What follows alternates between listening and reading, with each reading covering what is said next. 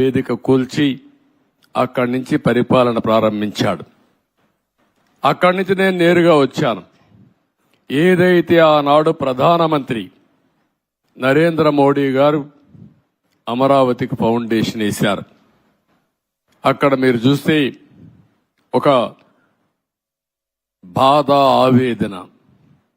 1631 రోజులు మీరు ఆందోళన చేయడం ఒక ఎత్తైతే, ఈ రాజధాని ప్రారంభించినప్పుడు రాష్ట్రంలో ఉండే ప్రతి ఒక్క గ్రామం, ప్రతి ఒక్క వార్డు నుంచి పవిత్రమైన మట్టిని, పవిత్రమైన జలాల్ని, అక్కడుండే దేవాలయాలు గాని, మసీదులు గాని, చర్చిలు గాని, ప్రార్థనాలయాల్లో ప్రార్థనలు చేసి అందరి దేవుళ్ళ యొక్క ఆశీర్వాదాలు తీసుకొని పవిత్రమైన మట్టిని ఇక్కడికి తీసుకొచ్చారు. దేశంలో ఉండే అన్ని దేవాలయాలు, ప్రపంచంలో ఉండే అన్ని ప్రార్థనాలయాలు, అన్ని దిక్కల్లా ప్రార్థనలు చేశాం. దేశంలో ఉండే స్వాతంత్ర సమరయోధులు, త్యాగమూర్తుల గ్రామం నుంచి కూడా పవిత్రమైన మట్టిని, పవిత్రమైన జలాలు తీసుకొచ్చాం.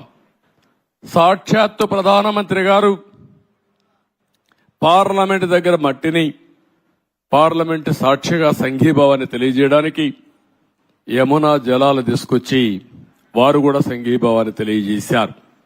నాకు అనిపిస్తుంది ఆ మహిమే ఈ రోజు మనల్ని కాపాడిందని.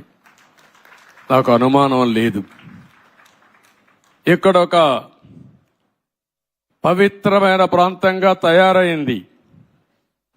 తాత్కాలికంగా కొంతమంది ఈ ప్రాంతాన్ని అతలాకుతలం చేయాలనుకున్న ఈ స్థల మహత్యం వల్ల మళ్లీ తిరిగి నిలబెట్టుకోగలిగాం. అదే నాకు అనిపిస్తుంది. అక్కడ చూసినప్పుడు నేను మొట్టమొదటిసారిగా ఎక్కడైతే ఆ పవిత్ర మట్టిని కూడా ఇంకా పవిత్రంగా పెట్టాం, ఇక్కడుండే రైతులు కాపాడారు. ఇంకో పక్కన అక్కడ నమూనా కూడా నేను చూశాను. ఇక్కడుండే అల్లరి మూక, ఆ నమూనాను కూడా దెబ్బతీసే పరిస్థితికి వచ్చారు. అక్కడనే యజ్ఞశాలకు వెళ్ళాను. ఆ రోజు యజ్ఞం చేసి మనం ఇచ్చేస్తే 1631 రోజులుగా ఇక్కడుండే మహిళలు మళ్లీ యజ్ఞం చేస్తూనే ఆ మహిమను కాపాడారంటే ఆ మహిళలకు మనస్ఫూర్తిగా ధన్యవాదాలు, మనస్ఫూర్తిగా అభినందనలు. అలాంటి త్యాగం చేశారు. అక్కడి నుంచి నేరుగా ఒక్కసారి బిల్డింగుల దగ్గరికి వెళ్ళాను. 5 సంవత్సరాలు ఎక్కడ వేసిన మట్టి అక్కడే ఉంది. వీలైతే వీళ్ళు చేసిన పని విధ్వంసం చేశారు.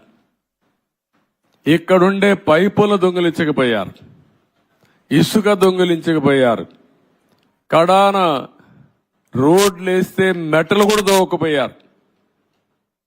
ఇది ఏ విధంగా అభివర్ణించాలో నాకైతే అర్థం కావడం లేదు. ఒక్క బిల్డింగ్ కూడా ముట్టుకోలేదు. ఒక్క రాజధానికి మనం ఆ రోజు కట్టినటువంటి అసెంబ్లీ బిల్డింగ్స్ ఉన్నాయి, పక్కనే సెక్రటరియట్ బిల్డింగ్స్ ఉన్నాయి, ఇంకో పక్క అమరావతి హైకోర్టు బిల్డింగ్లు కట్టాం. ఆ హైకోర్టు కూడా డిస్ట్రిక్ట్ కోర్టు కోసం కట్టిన బిల్డింగు, అవి మాత్రం మిగిలే పరిస్థితికి వచ్చాయి. ఈ యొక్క రాజధాని మనం చూస్తే దగ్గర ఈరోజు నేను అన్ని తిరిగిన తర్వాత ఇప్పుడే నాకు అర్థమైంది ఏంటంటే ఏం చేయాలని అర్థం కాని పరిస్థితి. 5 సంవత్సరాలు రోడ్